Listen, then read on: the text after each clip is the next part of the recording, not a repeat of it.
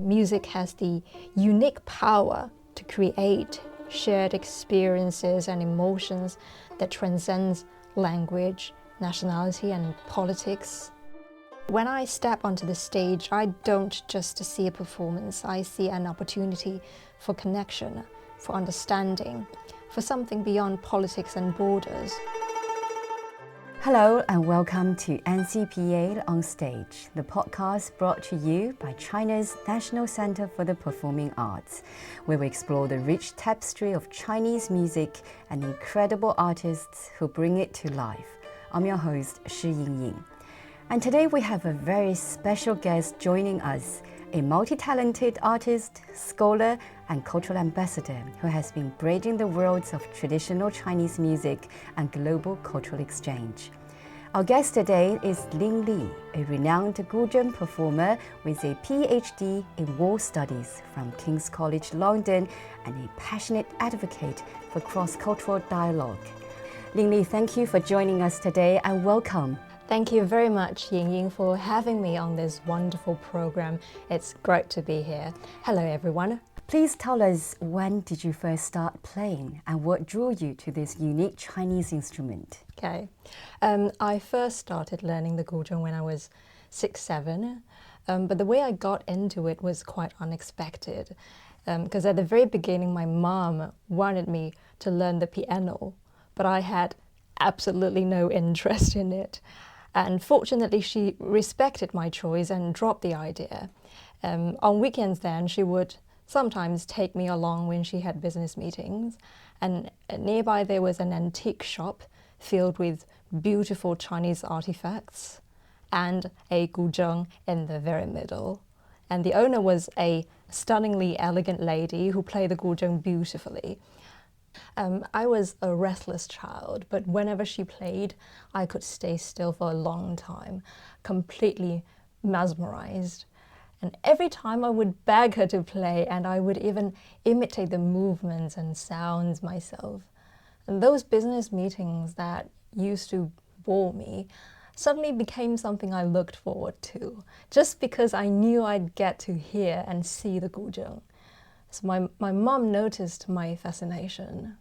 But after my complete rejection of the piano, she wasn't sure if this was just another fleeting interest. So she's happy to see me loving it, but nothing more. Until one day, the antique shop had these delicate porcelain figurines of China's four great beauties. And one day, while I was completely lost in the music, I accidentally dropped Xi Shi on the floor and it shattered.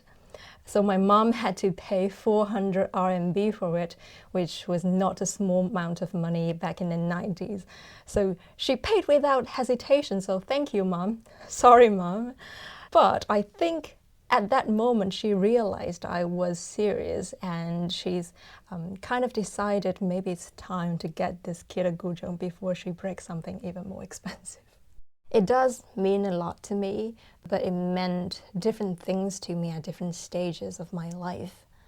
I think above all, it taught me that if you want anything, you need to pay for it. You need to go for it and practice for it. As one side is achievement and recognition, the other is hard working. So when you turn a passion into a routine, there are bound to be dull moments, and learning the Guzheng was no exception. So like any interest that becomes compulsory, there were times when it felt tedious, but the rewards was also very big, because winning like gold medals in competitions, performing on stage and seeing that admiration in my peers' eyes, and they'd say, "Oh, you look great on stage. I saw you on TV." So it was satisfying, I need to be honest. And then at university, the opportunities expanded. I started competing for Peking University and collaborating with renowned musicians. And for the first time, I'm not just playing music, I was playing with music. the year I graduated from my bachelor's degree, I did my first solo concert, treating the guzheng almost as my double major. And one of the most defining moments was working with the Peking University Chinese Orchestra to present the mainland premiere of my dear mentor, Professor Zhou Zhan's award-winning composition, Qin Tu Qing. And these performances were milestones that reinforced my career as a musician. Then the second stage came when I moved abroad, and everything just intensified. Performing internationally, I think, added a new dimension to my music, collaborating with musicians from different cultural backgrounds, like playing with Platinum drummer Farrak at the UK Spring Festival Gala, or performing several times at the British Museum. These experiences gave me a profound sense of cultural pride, really. The joy of music was no longer just about applause and stage lights. It became about sharing and preserving something deeply rooted in my blood, and such pride and sense of responsibility magnified while you're abroad. And then there was an entirely personal connection, music as therapy for myself, because when the pressure of academic became frustrating, I would turn to the guzheng and playing intense, emotional pieces until I played myself into total release or into tears. I remember one particular subtle moment, the New Year's Eve in London, when fireworks were bursting outside my window, but I was sitting alone in my tiny dormitory playing Yun Shang Su with such intensity that I was utterly overwhelmed. And I messaged Professor Zhou Zhan back in China while I was drowning in such emotion. He was in the middle of his own festive celebration, and he cheerfully replied, like, "Oh, you're playing this piece, it's so sorrowful." And that response made me want to laugh and cry at the same time. So that moment was quite representative. It cures you both in laughter and tears. And I'm always grateful to guzheng, without which my life wouldn't be so colorful.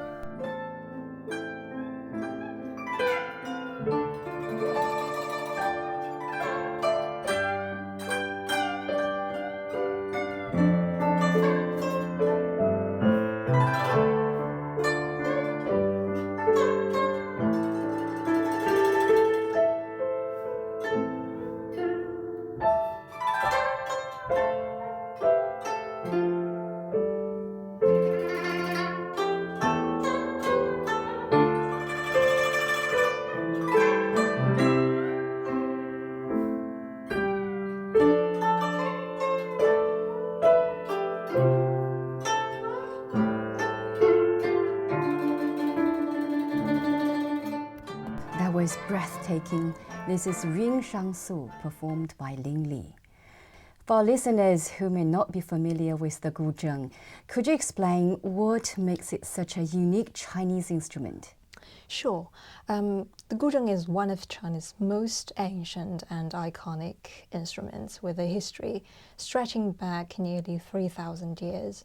It per se has evolved alongside Chinese civilization and geopolitics, deeply intertwined with the country's history, culture, and regional identities. Its earliest form originated in the Qin region, which is now Shanxi province, and that's why it was historically known as Qinzheng.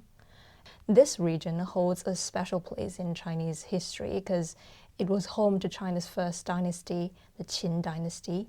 And the earliest zheng were made of bamboo and originally had only 5 strings. The first recorded mentions of zheng can be found in Shi Ji, the records of the grand historian, where Qin statesman Li Si wrote about the music of the Qin people in Petition Against the Expulsion of Guests, 建筑科书. So he says, 夫 ji weng 叩否弹筝薄臂，而歌乎快耳目者，真琴之声也. So it describes the sounds of various percussions and zheng, as well as the clapping of the thighs as people are passionate and deeply overwhelmed by the music. These sounds are the true sounds of qin, which gives us a glimpse into how the zheng was already an integral part of Qin culture thousands of years ago. And the name Guzheng only became common in modern times when people wanted to emphasize its very ancient origins. Historically, it was just simply known as zheng or qin-zheng, and it played an essential role in the court and religious ceremonies even before the time of Emperor Qin Shi Huang. It's an instrument of both the elites and the common people, spreading beyond court music into folk traditions. And during the Eastern Han Dynasty, the instrument underwent a major transformation from bamboo to wooden construction.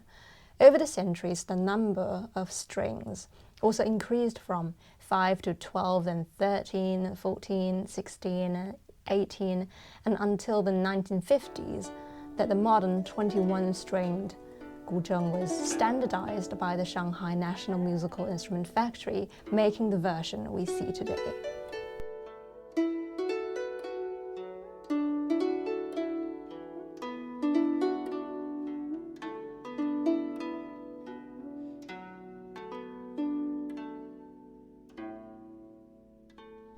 And one of the most common confusion is how the Guzheng is different from the Guqin. So while they are both traditional Chinese instruments with strings, their differences are quite distinct actually. The Guqin has 7 strings and no bridges, producing a softer, more meditative sound. And the Guzheng has 21 strings, each supported by individual movable bridge, allowing for a much wider total range and dynamic expression. It's also physically larger. And as qin-zheng spread across China, it evolved into various regional styles. There are now 9 major schools of Guzheng performance, including qin-zheng, of course, and then Henan, Shandong, Zhejiang, Chaozhou, etc. Each school reflects the local traditions and characteristics expressed in music of its own region. And the zheng did not just remain in China. Internationally, it also influenced many other Eastern Asian instruments, for example, Koreans' gayajam and Japan's koto. Over centuries of cultural exchange, these instruments adapted to their own regional musical styles.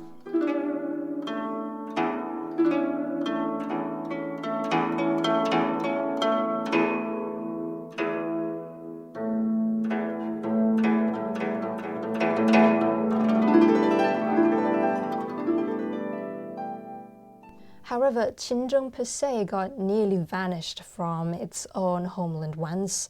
By the 1960s, the presence of Qin-style Guzheng in Shanxi had been on the verge of fading into silence. Recognizing this crisis, it was Master Zhou Yanjia who first proposed the idea qin-zheng gui qin, qin-zheng should return to Qin, so advocating for the revival of Shanxi's ancient Guzheng tradition. So I myself have been very fortunate to study under the lineage of the Qin school of Guzheng, following Master Zhou Yanjia, as well as Professor Zhou Wang and Professor Zhou Zhan. Through their relentless efforts, qin-zheng would not only survive but thrive in modern times. Some of the most representative work include Qin Sang Qu, which shows the deep love of the homeland, of the soil. Jiang Yu Lei, it's a story about Emperor Shi Huangdi building the Great Wall. And then Yun Shang Su that I just mentioned, it's about a tragic love of the royal family in Tang Dynasty. And of course, Qin Tu Qing is just showing Professor Zhou Zhan's deep love of his hometown. So these pieces are more than just musical compositions. They are narratives of resilience, cultural continuity, and the soul of Qin people. I want to talk a little bit about its musical characteristics. Qin-style melodies often use an altered scale. So while a standard scale follows sol, fa, mi, re, do, si, la, sol, in typical Qin style, the si is lowered and the fa is raised. So a typical melody flows like re, sol, fa, mi, re, do, si, la, sol. Such altered tuning creates a mixture sense of grandeur and sorrow, resonating with its landscape and history. I guess our listeners can't wait to hear your performance right now. So let's take a moment to appreciate Lin Li's artistry. Here's a performance, as she just mentioned, one of her signature pieces called Qing Tu Qing, a Guzheng concerto that beautifully captures the essence of Chinese traditional music while embracing modern orchestration.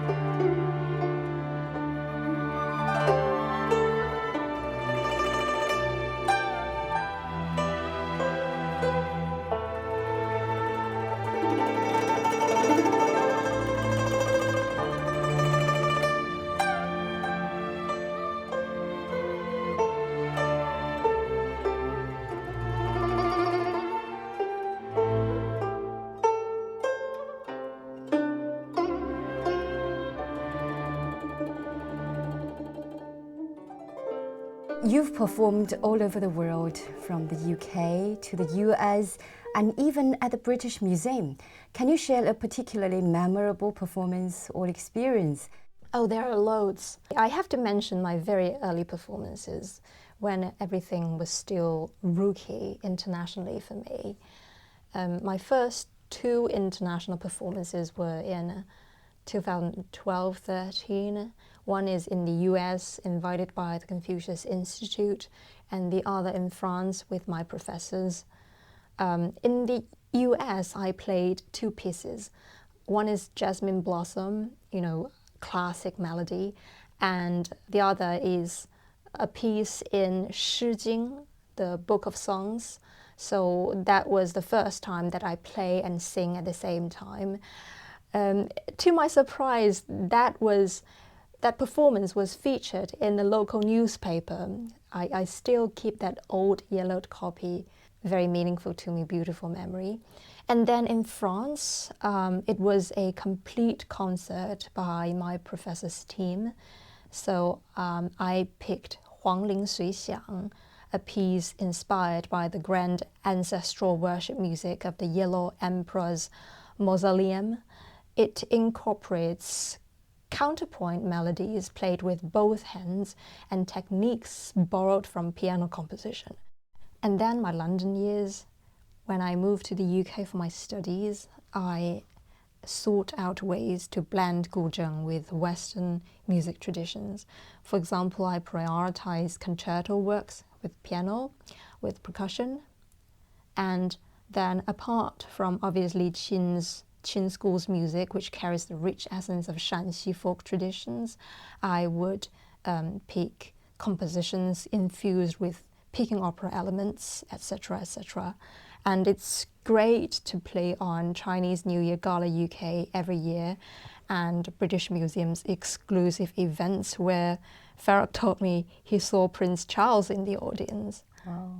And then 2018 and 19, one of my most cherished projects was a dual concert series called Voice of Two Nations, where I collaborated with the head of the Historical Performance Department at the Royal College of Music, Professor Solomon. He played the baroque flute, and his story is legendary. When he was younger, his hands were severely electrocuted, and doctors told him he'd never play music again unless miracle happened, and it does happen. And fun fact, he played the flute parts in the Harry Potter film series, and for our concerts, I convinced him to play Chinese adaptations of 渔舟唱晚, Fisherman's Song at Eventide, and 鹧鸪飞, Patricia's Fly, and he absolutely nailed them. During this time, it was also the 60th anniversary of Butterfly's Lover violin concerto, 梁祝. So we spontaneously decided to add Butterfly Lovers as an encore performance. So when we perform at the Royal College of Music, I play a mix of ancient and contemporary style, like 酒狂, which I translated as drunk sage, and Western themes Rhapsody, Guzheng work with a very Western fantasy like melodic structure. And after the concert, an Italian professor approached me and said, I could hear our shared musical essence in your piece. That moment really resonated with me. So he said, like, we are the same. And that is the moment I never felt stronger in the thought that music is the only language without a Babel Tower. Wow, that's incredible. It's clear that your music has resonated with audiences across cultures.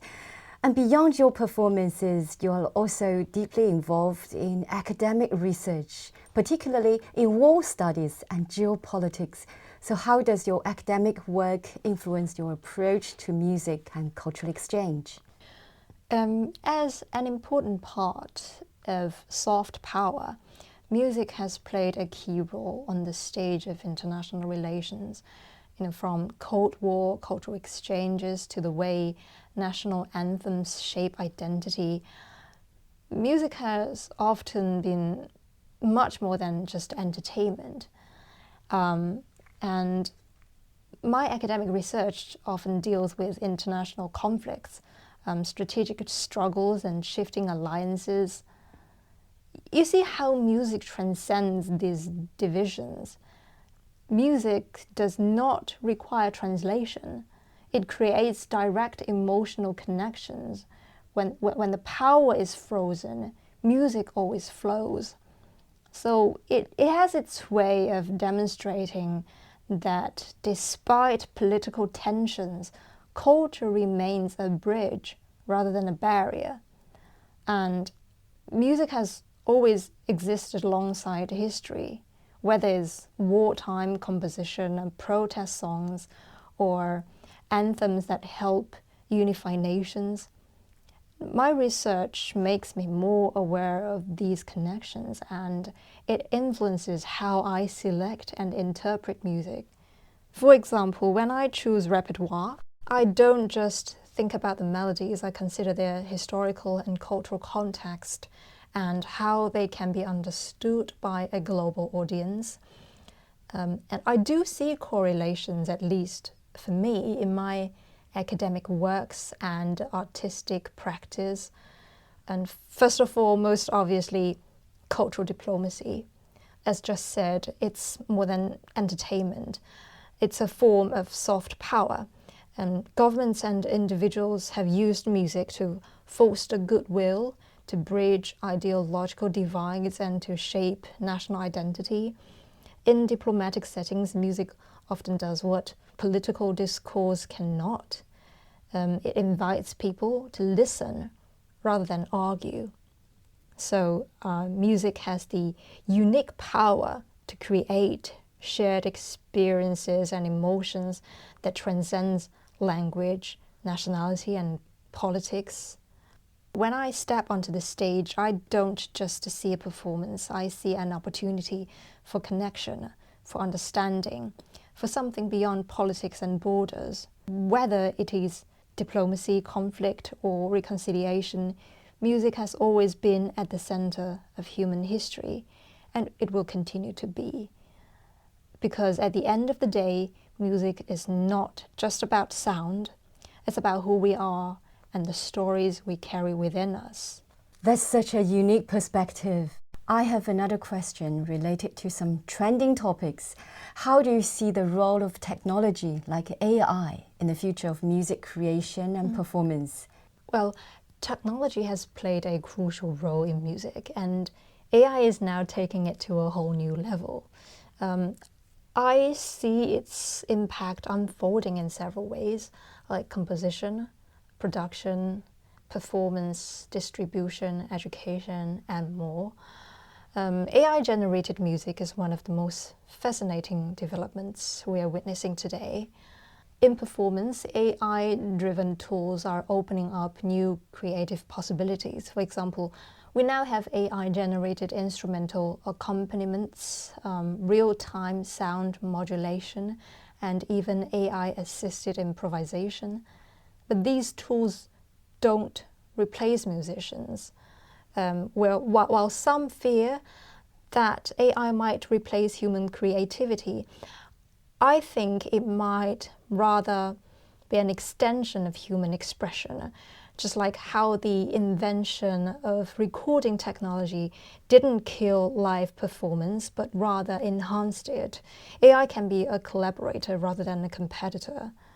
And as streaming platforms now use AI to personalize recommendations, there's now more chances that Chinese music can reach listeners in every corner of the world, because in the past, discovering non-mainstream music required effort, and now AI is introducing audiences to global sounds effortlessly, and this is also good for all musicians, especially minority musicians. And such technology is good for music education too. It means more affordable and accessible resources, but of course no AI can replace the emotional depth and human connection that a great teacher brings. So rather than replacing musicians, I believe AI is giving us new ways to create, perform, and share music. As a performer, I'm always open to play with new piece of work, and I do believe that AI could surprise us with its own sparkles. But I still think the best way to see AI is as a collaborator rather than a replacement. AI, of course, can generate melodies, harmonies, and even entire orchestral scores, but it still relies on the human input anyway. And one fundamental reason why AI can't replace composer is it lacks lived experience. Composers write music by telling their own story, and AI has never stood before an endless, breathtaking landscape and felt the sheer vastness of nature. It has never known the heartbreak of personal loss, nor the real joy of any kind. It has never carried the weight of cultural heritage passed down through generations, nor wrestled with personal struggles that shape an artist's voice. These are things that only a human can translate into music with true authenticity. So AI might be able to generate melodies that sound beautiful, but it cannot create soul and psyche. Right. Collaborating with AI rather than competing with AI. That's such a thought-provoking answer. As we look to the future, what projects or performances are you most excited about? Are there any upcoming collaborations or initiatives that you'd like to share with our listeners? Yes, I also work as a curator, organizing exhibitions and performances for my artist friend. And this year, I'm working with a soprano for a concert marking anniversary of diplomatic relations establishment between China and Italy. So that would be one great thing to do this year. But personally, one of my biggest dreams is to hold my doctoral graduation concert in London. I can't wait to see what you do next. And thank you so much, Lin Li, for joining us today and sharing your incredible journey. It's been a pleasure having you on NCPA on stage. Thank you very much again for having me. And thank you to our listeners for tuning in. If you enjoyed today's episode, please subscribe to NCPA on stage on your favorite podcast platform. And don't forget to follow China's NCPA on social media for more updates on Chinese music and artists. Until next time, I'm Ying Ying. Bye for now.